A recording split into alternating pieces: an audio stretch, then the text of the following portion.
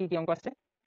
এখানে অনেক একটা লম্বা উদ্দীপক দেওয়া আছে, বাট উদ্দীপকের সব অংশ আমাদের এই অঙ্ক সলভ করতে লাগবে না। আমরা খেয়াল করব আমাদের এখানে কি বলছে, আমাদের এখানে বলছে যে নোহা একজন নভোচারী, হ্যাঁ, সে হচ্ছে 85 মিটার লম্বা মহাকাশযানে চড়ে 0.6 সি এত বেগে মহাকাশে যাত্রা শুরু করলো। ঠিক আছে, তো আমাকে এখন কোশ্চেন করছে যে তোহার নিকট মহাকাশযানের দৈর্ঘ্য কত মনে হবে। সো এইখানে দুইজন ভাই বোনের কথা বা দুই বন্ধুর কথা বলা আছে, একজন তোহার একজন নোহা। ঠিক আছে, তো তোহা হচ্ছে কি পৃথিবীতে স্থির অবস্থায় আছে, আর নোহা হচ্ছে একজন নভোচারী যে মহাকাশযানে করে 85 মিটার লম্বা মহাকাশযানে করে 0.6 বেগে চলে গেছে মহাকাশে ঘুরতে। তাহলে দেখো তোহা কি অবস্থায় আছে বলতো, তোহা কিন্তু পৃথিবীতে স্থির অবস্থায় আছে, আর মহাকাশটা কি অবস্থায় আছে বা মহাকাশযানটা কি অবস্থায় আছে, সে কিন্তু গতিশীল অবস্থায় আছে। তাহলে স্থির অবস্থায় থাকা তোহা বা স্থির কাঠামোতে থাকা তোহা গতিশীল কাঠামোতে থাকা মহাকাশযানের দৈর্ঘ্য মাপতেছে। তাহলে সে কি ধরনের দৈর্ঘ্য মাপবে, সে যে দৈর্ঘ্যটা মাপবে সেটা হবে ভাই রিলেটিভ লেন্থ।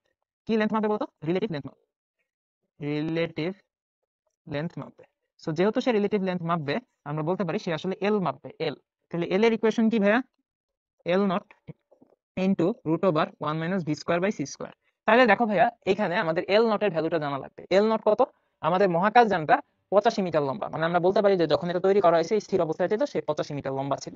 সো এল নটের মান হচ্ছে ভাই 85 মিটার রুট ওভার 1 ভাইয়া v²/c²। এটার একটা শর্টকাট দেখাই দিই। ভি এর মান হচ্ছে এখানে 0.6 ইন্টু সি। তাহলে এক কাজ করো, v/c কত হবে, v/c হবে 0.6।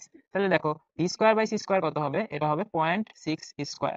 তাহলে এটা এখানে বসায় দিই, v²/c² হবে 0.6²। তাহলে ক্যালকুলেশন করলে এখানে মিটার ইউনিটে আনসার পেয়ে যাবে। তাহলে কত পাচ্ছি আমরা বলতো,